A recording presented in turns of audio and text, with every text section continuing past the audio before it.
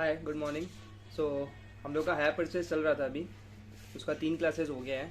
तो स्टार्टिंग में हम लोग थ्योरी देखे थे, थोड़ा सा वो भी करना पड़ेगा क्योंकि वो आता है। नेक्स्ट हम लोग देखे थे 3 सिचुएशन। वो जो 3 सिचुएशन थे ना, वो थोड़े अच्छे से कर लेना। पहला वाला तो बेसिक है क्योंकि वो हर सम्स में वही लगेगा। जो सेकंड वाला सिचुएशन था और जो थर्ड वाला सिचुएशन था, फोर्थ ज़्यादा कुछ खास नहीं था उसमें, वो एन्यूटी था, वो हम लोग को आता है। नेक्स्ट जो सेकंड एंड थर्ड वाला जो सिचुएशन है ना, वो थोड़ा अच्छा से करना है हम लोग को कि वो सम्स में जब आए ना तो हम लोग कर पाए। तो सिचुएशन 2 में ट्रिक जो याद रखने का था कि हम लोग को पीछे से स्टार्ट करना है, ये सिचुएशन 2 का था। और सिचुएशन 3 में भी ये था तो कि जो फर्स्ट इंस्टॉलमेंट है उसमें 4 आई होगा, ये ध्यान रख लो। फर्स्ट इंस्टॉलमेंट में 4 आई होगा। रीजन बिंग क्योंकि पहले ही सबसे ज़्यादा हम लोग इंटरेस्ट पे करते हैं, बाद में तो प्रिंसिपल लोन कम होता जाता है तो इंटरेस्ट एनीवेज कम हो जाएगा। तो ये हम लोग पढ़ लिए थे। फिर कैश प्राइस मेथड के बारे में हम लोग जान लिए थे। देन हम लोग सारा लेजर्स बना के देखे थे जनरल एंट्रीज के साथ में कि भाई एसेट अकाउंट कैसे बनेगा, वेंडर अकाउंट कैसे बनेगा, वो सब हम लोग कर ही लिए थे। सो होपफुली आई थिंक आप लोगों को यहाँ तक समझ में आ रहा होगा। देन डिफॉल्ट एंड रिपोजिशन के पहले मैंने एक सम्स करवाया था, पूरा होलिस्टिक सम्स था जिसमें सब चीज़ थे। वेंडर भी था, परचेजर का भी लेजर था, बैलेंस शीट भी था, कैसे डिस्क्लोजर होता है। तो वो एक अच्छा सम्स था हम लोग का। आज जो हम लोग का 4th क्लास है, वहाँ पे हम लोग आज जानेंगे डिफॉल्ट एंड रिपोजिशन के बारे में। कि अगर मान लो मैंने हायर परचेज में एसी खरीदा था, एसी खरीदा, मुझे per month suppose 50,000 rupees payment करना था, ठीक है। अब कुछ टाइम बाद, मतलब कुछ पैसा देने के बाद में, जो मान लो सपोज 6 इंस्टॉलमेंट देना था मुझे, मैंने 4 इंस्टॉलमेंट तक पे किया, जो लास्ट का 2 इंस्टॉलमेंट था मैं पे ही नहीं किया। तो उसके बाद क्या होगा, मतलब मैंने डिफॉल्ट कर दिया कि मेरे पास पैसा नहीं है और मैं कुछ दूंगा नहीं। तो सामने वाला जो वेंडर है वो आके क्या करेगा, हम लोग से एसेट ले लेता है, ठीक है। तो यही चीज़ हम लोग को अकाउंटिंग इसका सीखना है कि जब ऐसा केस होता है, डिफॉल्ट करते हैं और जब रिपोजिशन होता है एसेट का, तो फिर हम लोग को अकाउंटिंग कैसे करना पड़ेगा, ये चीज़ हम लोग को सीखना है इस आगे वाले पोर्शन में। एंड होपफुली ये शायद लास्ट पोर्शन ही है, इसमें बस रिपोजिशन का ही दूसरा पार्ट आएगा। एक आएगा फुल रिपोजिशन और एक आएगा पार्शियल रिपोजिशन। कि मतलब सपोज मैंने 6 ट्रक्स लिए थे, 4 ट्रक का मैं पेमेंट किया, 2 का नहीं किया, तो वो 2 का मैं रिपोजिशन कैसे कराऊंगा। तो टॉपिक एंड हो गया यहीं पे। डिफॉल्ट एंड रिपोजिशन के ऊपर ही कुछ कुछ सम्स है और ये इंपॉर्टेंट पोर्शन है, ध्यान रखना। इससे क्वेश्चन जनरली आता है, maximum question default and reposition वाले एरिया से ही आता है। तो आज के क्लास में हम लोग डिफॉल्ट एंड रिपोजिशन को स्टार्ट करेंगे, ठीक है। चलो स्टार्ट करते हैं। तो हम लोग स्टार्ट करते हैं। हम लोग का डिफॉल्ट एंड रिपोजिशन से स्टार्ट करना था, तो क्या था देखते हैं। चलो 2 केसेस आएंगे, ठीक है ना। एक आएगा फुल रिपोजिशन के बारे में और एक आएगा पार्शियल रिपोजिशन, वो आगे देखेंगे पार्शियल रिपोजिशन के बारे में, ठीक है ना। अब देखो हायर परचेजर की बुक्स में क्या होगा, हायर वेंडर की बुक्स में क्या होगा। ये थियोरेटिकली लिखा हुआ है, हम लोग को थियोरेटिकली नहीं जानना है, हम लोग को कॉन्सेप्चुअली जानना है, प्रैक्टिकली देखना है कि भाई कैसे होता है, ठीक है ना। अब खुद सोचो एक बार कि मैं हायर परचेजर हूँ, ठीक है। मेरा असेट रिपोजेस हो जा रहा है, रिपोजेस हो जा रहा है मतलब मेरे को पेमेंट करना था इंस्टॉलमेंट्स का, मैं पे किया नहीं, तो ऑब्वियस बात है हम उसका मालिक है नहीं, क्योंकि हायर परचेज और इंस्टॉलमेंट सेल का difference we know. Hire purchase में सामने वाला लेके जा सकता है सामान को, बट इंस्टॉलमेंट सेल में हम लोग पढ़े थे कि वो लेके नहीं जाएगा, स्यू कर सकता है ज़्यादा, ठीक है ना। ये हम लोग देख लिए थे। तो अब सोचो मैं हायर परचेजर हूँ, मैंने एसेट मुझे वापस रिटर्न करना है, तो मेरे पास से क्या जा रहा है, एसेट जा रहा है, और पक्का है मेरा लाइबिलिटी भी कम हो जाएगा। तो लाइबिलिटी जब कम होता है ना तो वो डेबिट होता है, क्योंकि लाइबिलिटी क्रिएट होता है तो कैसे होता है, क्रिएट करते हैं हम लोग। सपोज लाइबिलिटी जब क्रिएट करते हैं तो सपोज क्या, ऑब्वियसली लाइबिलिटी जब क्रिएट करते हैं तो वो हमेशा क्रेडिट होता है, ठीक है ना। अब सपोज का यहाँ पे ये बोल रहे थे कि सपोज करो एग्जांपल लेते हैं कि आपने मुझसे लोन लिया, ठीक है ना। तो आपके बुक्स में क्या आएगा, लाइबिलिटी है। तो आपके पास पैसा आया मेरे से, तो आप क्या करोगे, bank account debit to Radhe, क्योंकि आपने मुझसे पैसा लिया है। तो आपने राधे को क्या किया, क्रेडिट किया ना, मतलब आपने लाइबिलिटी बुक किया। वैसे ही जब लाइबिलिटी कम हो जाएगा, अकाउंट्स में 2 ही भाषा चलता है, डेबिट एंड क्रेडिट, ठीक है ना। तो अगर क्रिएट करते हैं क्रेडिट से लाइबिलिटी को, तो ऑब्वियस बात है लाइबिलिटी खत्म करने के लिए क्या करना पड़ेगा, डेबिट।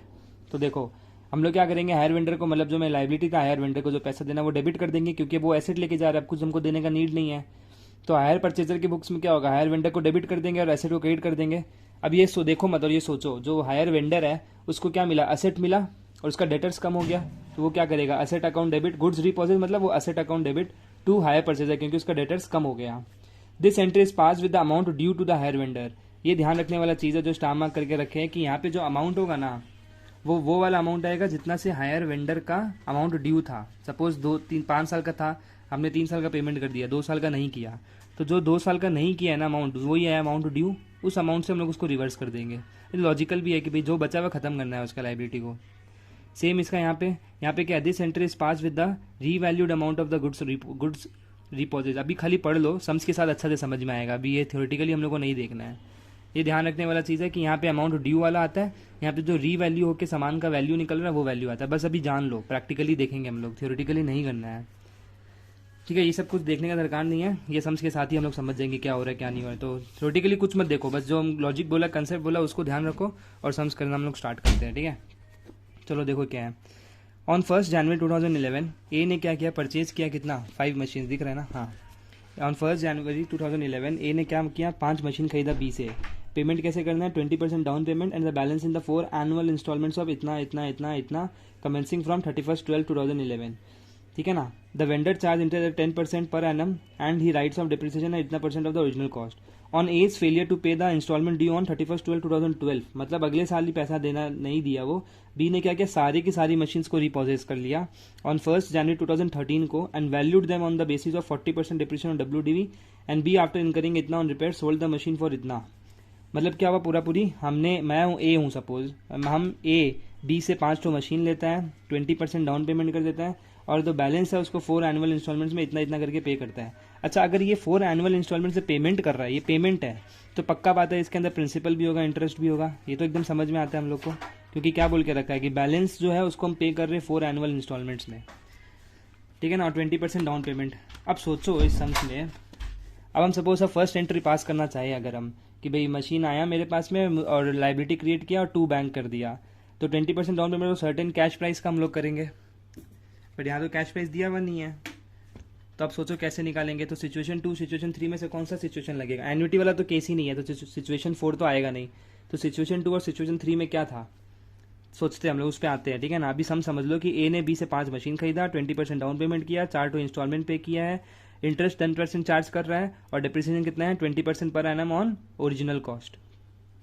जब ए ने पे नहीं किया तो बी ने क्या किया, सारा मशीन्स ले लिया और मशीन का वैल्यूएशन क्या किया, बी सर्टन क्राइटेरिया है 40% करके कर लिया, सम्स में आगे करेंगे जब समझेंगे। फिर वैल्यूएशन करने के बाद उसमें 6,000 खर्चा किया और उसको बेच दिया इतना में, तो प्रॉफिट एंड लॉस हम लोग रिकॉर्ड करेंगे। अब सोचो, इधर आते हैं, ठीक है। हमको क्या पता है, हमको ROI पता है, जिसे चार्ज कर रहा है 10% का, ठीक है, इलू 7 ROI हमको पता है, ठीक है ना। डाउन कितना कर रहा है हम, 20% का कर रहा है डाउन पेमेंट। फर्स्ट इंस्टॉलमेंट कितना का है मेरा, फर्स्ट में 2,80,000 का है।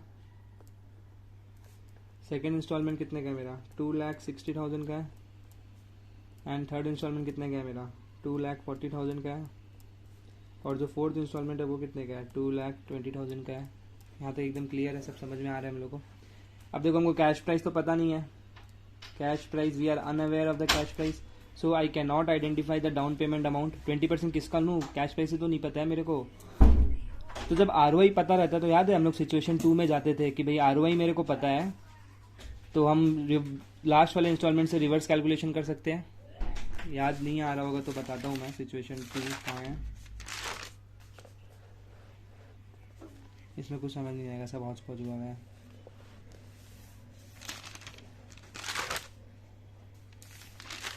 ठीक है, देखते हैं, करते हैं, ठीक है ना। तो हम लोग को ये तो समझ में आ गया, ठीक है ना।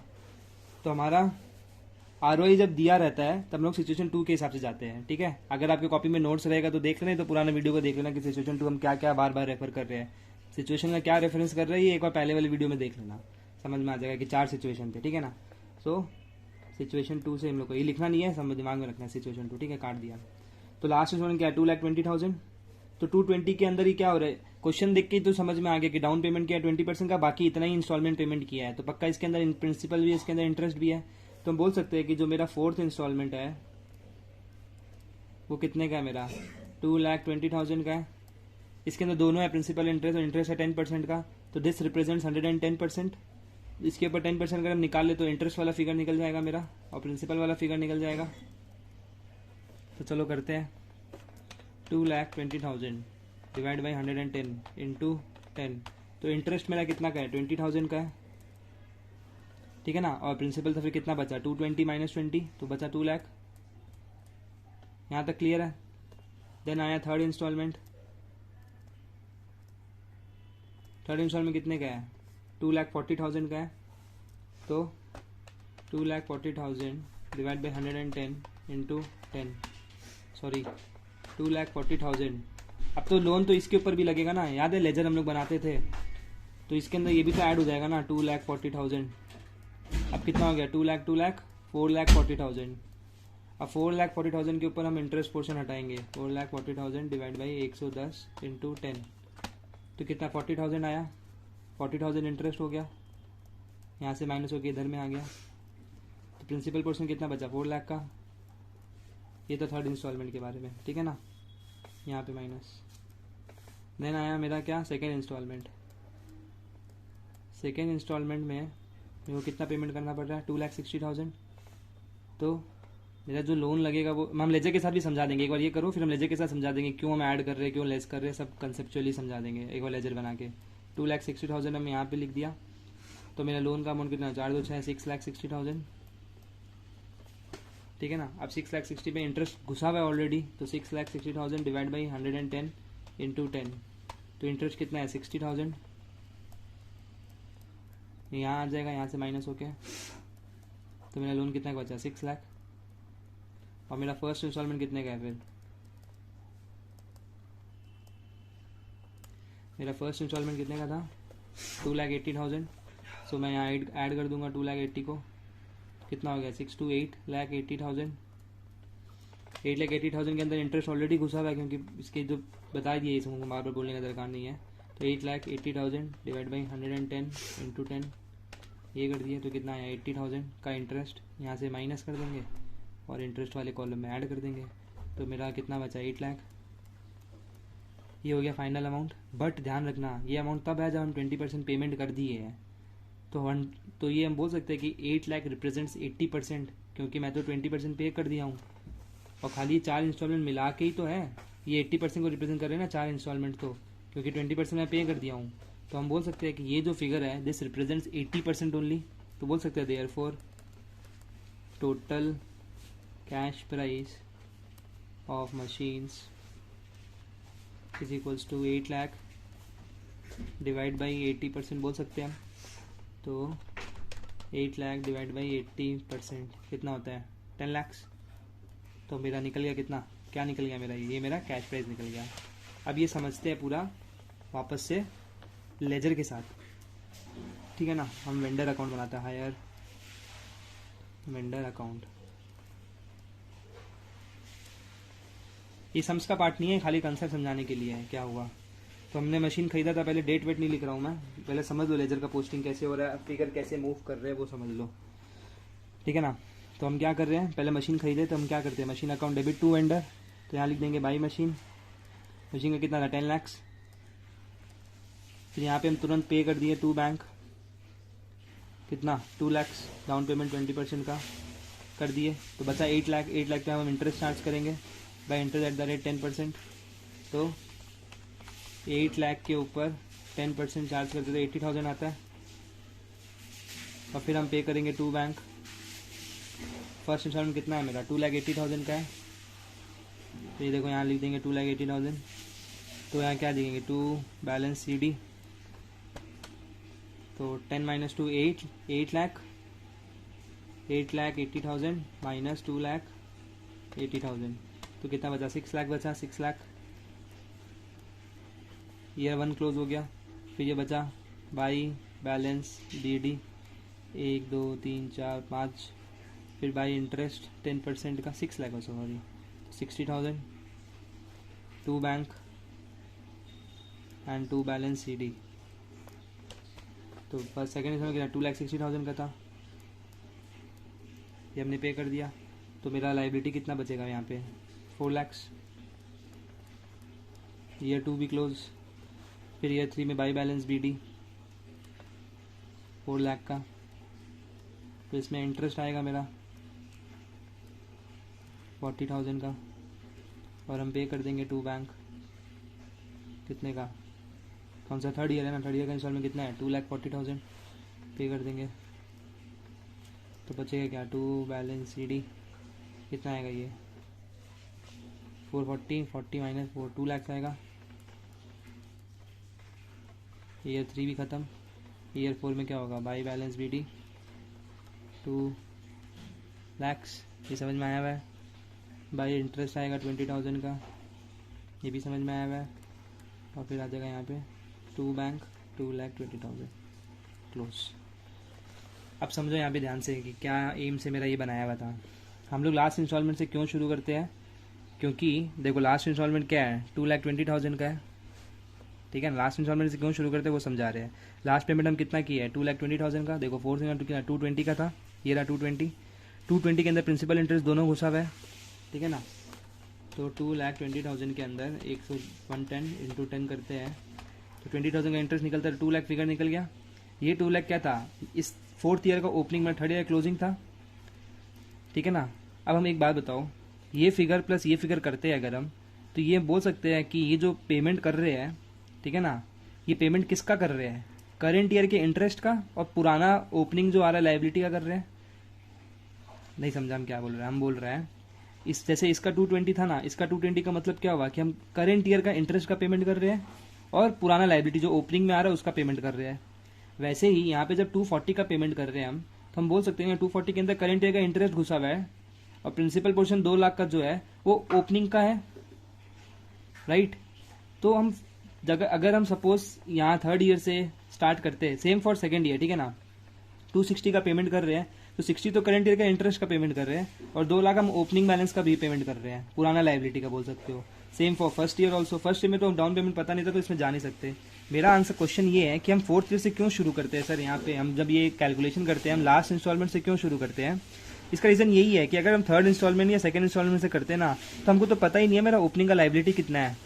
4th इंस्टॉलमेंट में हमको पता रहता है कि ओपनिंग का लाइबिलिटी उतना ही है, क्योंकि रीपेमेंट करने के बाद क्लोजिंग लाइबिलिटी कुछ बचता नहीं है, तो हमको पता चल जाता है कि भाई ये जो पेमेंट हो रहा है इसके अंदर प्रिंसिपल इंटरेस्ट कंपोनेंट हम सेग्रीगेट कर सकते हैं। बट 240 में जैसे आप करके देखो, 2,40,000 डिवाइड बाई 110 इंटू 10 करके देखो, ये मैच ही नहीं करेगा। आपका इंटरेस्ट आ रहा है 21,800 का, बट होगा कितना 40,000 का। इसका रीजन क्या है 40,000 का, ये ओपनिंग वाले बैलेंस का 10% है, बट ये तो खाली करंट ईयर का रीपेमेंट है ना प्रिंसिपल का इंटरेस्ट का। तो इसीलिए हम लोग देखो 3rd ईयर से नहीं निकालते कैलकुलेशन में।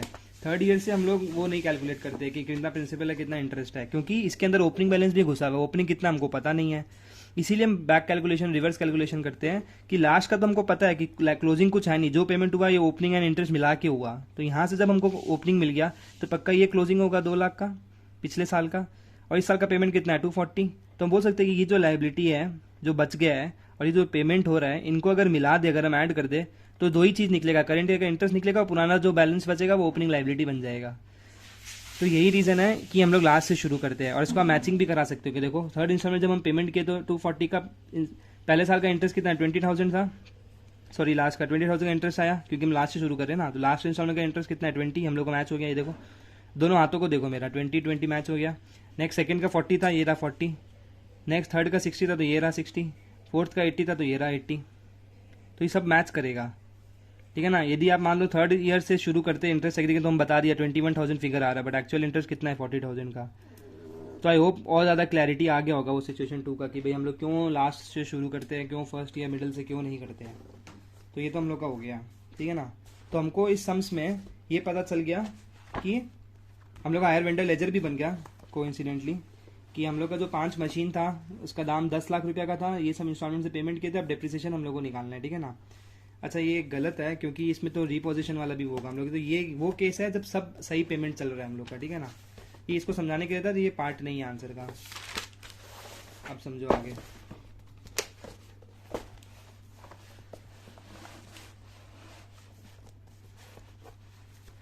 अब बनाते हैं higher vendor account, side by side कर लेते हैं। हायर वेंडर अकाउंट मैंने क्या किया, 1 जनवरी 2011 को एसेट खरीदा था, राइट। तो हम क्या करेंगे, 1 जनवरी 2011 को हम लिखेंगे बाई मशीन। बाई मशीन कितने का, 10 लाख रुपीज़ का। मैं तो क्लियर है एकदम। 10 लाख का मशीन खरीद लिया और 1 जनवरी 2011 को ही 2 बैंक कर दिया डाउन पेमेंट, कितने का 2 लाख का कर दिया ये हम लोगों ने बाई मशीन करके। देन 31/12/2011 में मैं क्या करूँगा, by interest 10 lakh minus 2 lakh बचा 8 लाख, 8 लाख का 10% बचता है 80,000। और 31/12/2011 को मैं इंस्टॉलमेंट पेमेंट कर दिया, कितने का था 1st ईयर का इंस्टॉलमेंट 2,80,000 का। तो मेरा 31/12/2011 को टू बैलेंस CD कितना है, माइनस करोगे कितना आएगा, 10 lakh plus 80,000, sorry 10 lakh plus 80,000 minus 2 lakh minus 2,80,000 कितना आता है, 6 लाख। 1 2 3 4 5 6 लाख आया लाइबिलिटी, या क्लोज कर दिए। फिर ये 1 जनवरी 2012 को बाई बैलेंस BD मेरा लाइबिलिटी कितना है, 3 4 5 6 लाख। तो मैं यहाँ पे फिर क्या बोला था ये लोग, as failure to pay the instalment due on 31/12, मैं इंटरेस्ट चार्ज करूँगा 31/12/2012 का, बाय इंटरेस्ट चार्ज किया 60,000 आया, बट 31/12 का मैंने रीपेमेंट किया ही नहीं यहाँ पे टू बैंक का। तो बी ने क्या किया, सारे मशीन्स को रिपोजेस कर लेगा। तो मेरा ये इस साल तो कुछ नहीं किया बी ने 2012 को। PDF जो शेयर करके रखा है उसमें चेक करना, क्वेश्चंस पढ़ते पढ़ते देख लो क्या क्या। As failure to pay the instalment due on 31/12, be repossess items on 1 जनवरी 2013 को रिपोजेस किया है, ठीक है ना। तो 2012 में तो क्लोजिंग ही पड़ा रह जाएगा 6,60,000 का, कुछ नहीं। फिर आया 1 जनवरी 2013 को बाई बैलेंस BD कितना, 6,60,000, ये पड़ा है हम लोग का यहाँ पे। अब क्या किया, इसने सारे के सारे एसेट को ले लिया सामने वाला वेंडर ने, ठीक है ना। तो अगर वो ले लेता है तो मेरा एंट्री क्या बढ़ देगा, अगर मेरे पे एसेट चला गया तो हम क्या करेंगे, मशीनरी अकाउंट डेबिट तो नहीं करेंगे, sorry higher vendor account debit, तो क्या अपना लाइबिलिटी ख़त्म करेंगे टू मशीनरी। और ये वेंडर लेजर बना रहे, ऑब्वियस बात है, ये in the books of hire purchaser का कर रहे हैं हम, ठीक है ना। तो कितने का लाइबिलिटी बचा है, 6,60,000 का, हम इतना से ही क्लोज कर देंगे जितना बचा हुआ है, ठीक है ना। तो एंट्री क्या भरेंगे, टू मशीनरी 1 जनवरी 2013 को ही टू मशीन 6,60,000 ख़त्म। ये लेजर यहीं पे क्लोज हो जाएगा आपका, कुछ नहीं रहेगा यहाँ पे। ये हो गया हम लोग का हायर वेंडर के बुक्स में, हो गया ये वाला। हायर वेंडर मशीनरी को डिप्रिसिएशन कर रहा था, तो मशीनरी का लेजर बनाते हैं, मशीनरी अकाउंट किसके बुक्स में, in the books of hire purchaser, ठीक है ना। तो मशीनरी का जब लेजर बनाएं अगर हम, तो सेम डेट्स वेट सेम डालो कि मशीनरी खरीदे 1 जनवरी 2011 को, क्या करेंगे, to hire vendor 10 lakh rupees का मशीन खरीदे हम, ठीक है ना। 1 जनवरी 2011 को मैंने मशीन खरीदा 10 लाख रुपीज़ का, और मैंने संग संग डिप्रिसिएशन तो करेंगे और रीपेमेंट, तो रीपेमेंट जब किया तब एंट्री क्या पड़ता है, हायर वेंडर टू बैंक, तो उसमें मशीनरी का कोई रिलेशन नहीं है, तो हम लोग सीधा सीधा डिप्रिसिएशन ही देखेंगे। डिप्रिसिएशन क्या बोल के 20% ओरिजिनल कॉस्ट का करता है। तो 31/12/2011 को जब मैंने डेपी कर रहा हूँ यहाँ पे, 20% ओरिजिनल कॉस्ट कितना है, 10 लाख का 20% कितना होता है, 2 लाख। तो 31/12/2011 को मेरा CD कितना बचा, 8 लाख का, ख़त्म। फिर ये 1/1/2012 को मेरा BD हुआ 8 लाख का, और 31/12/2012 को मेरा क्या आया, डेप्रिसिएशन आया कितना, 2 लाख का, क्योंकि 20% ओरिजिनल कॉस्ट SLM मेथड है। तो 31/12/2012 को मेरा CD कितना बचा, 6 लाख। अब यहाँ पे पेमेंट किया नहीं था, मेरा एसेट चला गया था, राइट। तो जब एसेट चला गया था, जब ये एंट्री में पास कर रहा हूँ, ठीक है ना, इस लेजर में ध्यान देना, इस एंट्री में ध्यान देना, इस लेजर में ध्यान देना। मेरा ओपनिंग कितना है यहाँ पे, 1/1/2013 को 6 लाख का, लाइबिलिटी कितना का था, 6,60,000 का, बट मैं मशीनरी कितना का दे रहा हूँ, कितना है मशीन का वैल्यू, 1/1/2013 को, ये एंट्री भी 1/1/2013 को ही हो रहा है ना, क्योंकि उसी से रिपोजेस कर रहा है। अच्छे से समझना क्या बोलना चाहते हैं हम। लाइबिलिटी कितना का था 1/1/2013 को, 6,60,000 का। यही कारण से मैं साइड बाई साइड बनाना चाहता था, नीचे ऊपर। मुझे पता है ये थोड़ा क्लमजी सा लग रहा है, बट हमको साइड बाई साइड करते ना, दोनों पिक्चर आपको क्लियर रहता, ठीक है ना। लाइबिलिटी देखो कितना है, 6,60,000 का लाइबिलिटी है, लाइबिलिटी डेबिट कर दिया हम पूरा 660 का। बट मशीनरी कितना है 1/1/2013 को, 6 लाख का। मतलब हम आपसे 6,60,000 रुपीज़ ले लिए थे एक टाइम पे, ठीक है ना। बट जब आपको रीपेमेंट करें हम खाली 6 लाख ही दे रहे हैं, तो हम बोल सकते हैं कि 60,000 का तो मेरा फ़ायदा हो गया। तो ये तो बोल सकते हैं ना 2 PNL, हाँ या ना। यहाँ तक एकदम क्लियर है, ठीक है ना। अब देखो, जब हम ये लेजर पोस्टिंग कर रहे हैं, हायर वेंडर लेजर में बात करें, तो इसको छुपा दिए तो बचा क्या, 2 मशीनरी 2 PL। तो हम यहाँ पे ऐसे एंट्री करेंगे, 2 machinery 6 lakh rupees and 2 PNL 60,000 rupees, ठीक है ना। और ये मशीनरी लेजर में जब आते हैं तो यहाँ लिख देंगे सीधा सीधी by hire vendor 6 lakh rupees. ये क्लोज, ये क्लोज। बस इस एंट्री का खेला था, इसमें कुछ नहीं था, रिपोजिशन वाला केस ही ख़त्म हो गया। अब आते हैं क्या, इन the books of higher vendor. Vendor तो ऑब्वियस बात है, अपने बुक्स में अपना लेजर तो बनाएगा नहीं, वो हायर परचेजर का लेजर बनाएगा। हायर परचेजर अकाउंट बना दो, बना दिया। तो वो क्या बोलेगा, हायर परचेजर ने सेल किया था हायर परचेजर को, तो उसकी फर्स्ट एंट्री क्या माला होगा, एसेट जा रहा है मतलब 2 मशीनरी, पैसा तो मिला नहीं है तो hire purchase account debit, hire purchaser मतलब पार्टी का नाम लिख देना, ये होगा यहाँ पे purchaser account debit to machine.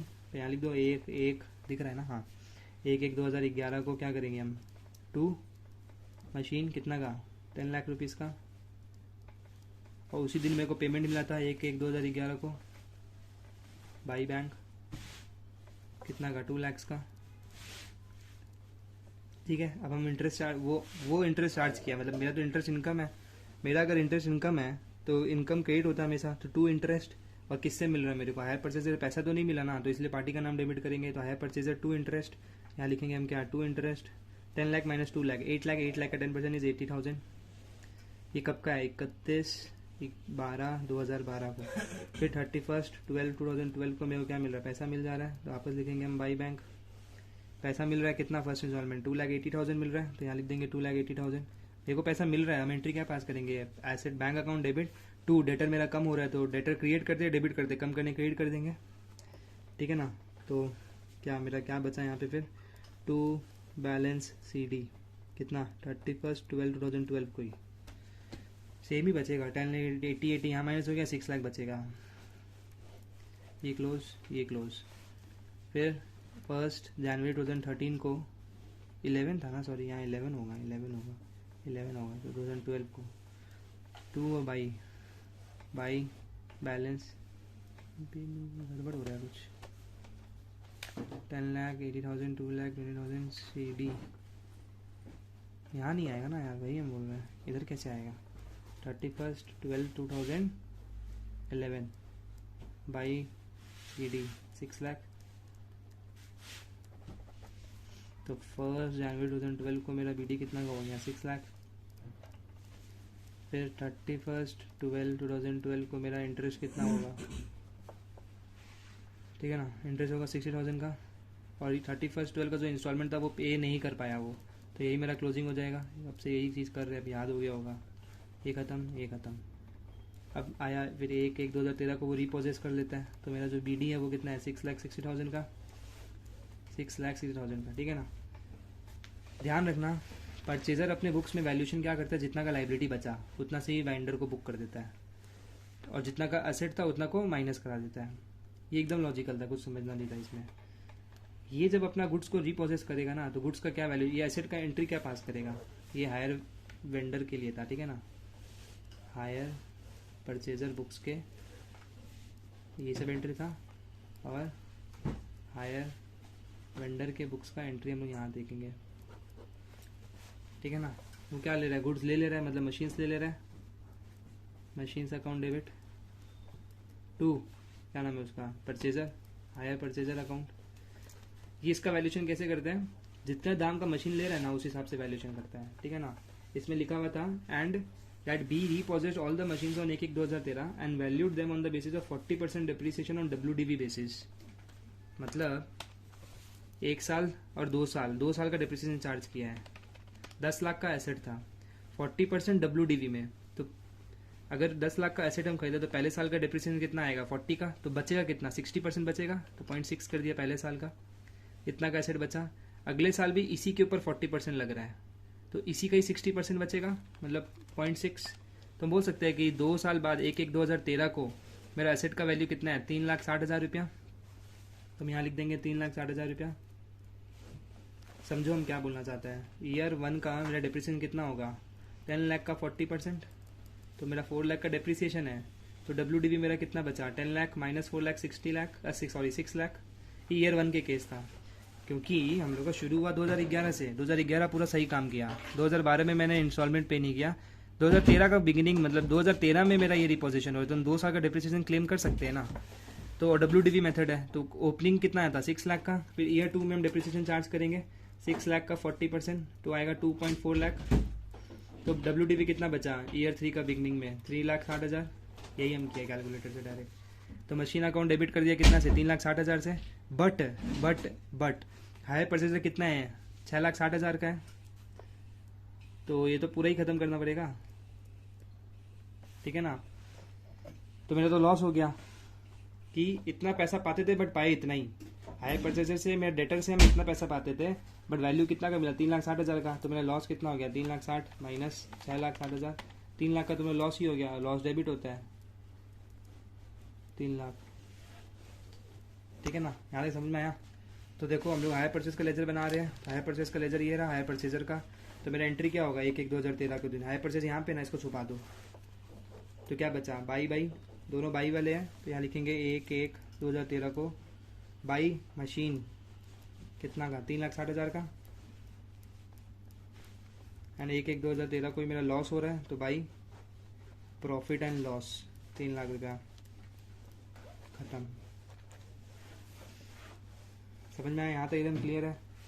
इसके बाद में वो एसेट तो ले लिया, तो इसके लिए हमको एसेट का अकाउंट बनाने का दरकार नहीं है।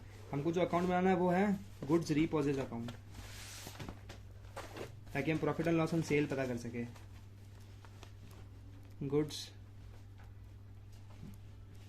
REPOSS ESS ED repossess account 1/1/2013 को रीपोजेज किया था, लेजर बनाते हैं। ये जब रीपोजेस किया था हायर वेंडर, तो एंट्री क्या हमारा मशीन आया मेरे पास में 2 हायर परचेज, मशीन कितना का आया 3,60,000 का आया, तो हम यहाँ पे लिख देंगे 2 हायर परचेजर, या तो ए लिख देना, जन प्रेफरेबल वही रहेगा। 3,60,000 का मेरे पास एसेट आया, फिर इस एसेट के ऊपर मैंने खर्चा किया, तो मैं एंट्री क्या पास करूँगा bank machine account debit to bank, मतलब goods account debit to bank, यही एंट्री पास करेंगे। मैं 6,000 का खर्चा किया था, टू बैंक लिख दिया 6,000 रुपये का, ठीक है ना। और फिर इस एसेट को मैंने बेच दिया 2,66,000 में, तो मैं एसेट बेचा, तो मैं एंट्री क्या पास करूंगा bank account debit to asset, तो यहाँ लिखूंगा क्या मैं बाई बैंक कितना 2,66,000 का, तो मेरा लॉस कितने का हुआ 3,60,000 प्लस 6,000 माइनस 2,66,000, तो जो बचा मेरा लॉस हो गया by profit and loss account balancing figure कितना का 1 लाख। अच्छा ये सब कब हो रहा है सब चीज़, देखो मैंने एसेट लिया 1/1/2013 को, उसी खर्चा कब कराया क्वेश्चन में देखो लिखा हुआ है बी इनकर्ड इतना on repair sold the machine for इतना ऑन 30 जून 2013 को, तो ये भी 30 जून को खर्चा कराया, बेचा भी 30 जून को, और 30 जून को ही मेरा PNL हुआ 2013 का ही, ख़त्म हो गया। ये पूरा जो कॉन्सेप्ट था ये पूरा का पूरा था फुल रीपोजिशन का, साइड बाय साइड जानबूझ के बनाया है कि हायर परचेजर के बुक्स में क्या एंट्री पास होगा, जो बैलेंस बचा हुआ है वही बैलेंस से हम वेंडर को खत्म कर देंगे। बट ध्यान रखना हायर वेंडर जब अपना वैल्यूएशन करता है, सॉरी वैल्यूएशन नहीं मतलब ये क्या बोलते हैं रीपोजिशन का एंट्री पास करता है, तो मशीन जिस वैल्यू पे लिए है ना उस वैल्यू पे मशीन का रिकॉर्डिंग करते हैं। मेरा सिंपल मतलब समझ लो, इतना लर्न करने की दरकार ही नहीं है। ये क्या करेगा अपने बुक्स में वेंडर का लाइबिलिटी खत्म करेगा ना, तो लाइबिलिटी जितना है उतना से डेबिट कर दो, और जितना का मशीनरी उतना से क्रेडिट कर दो, जो बचा profit and loss. Same for vendor के बुक्स में, वेंडर क्या बोलेगा मैंने हायर परचेज को खत्म किया, हायर परचेज कितना का डेटर कितना का था 660 खत्म है 660 का किया, मशीन का वैल्यू क्या होगा हमको यही जानना है, तो मशीन का वैल्यू जो क्वेश्चन बोलेगा वैसे करना है। तो मशीन कितना का था 3,60,000 का आया, वैल्यूएशन के हिसाब से हम लोग देखे थे ये वाला, जो बचा प्रॉफिट एंड लॉस हो गया।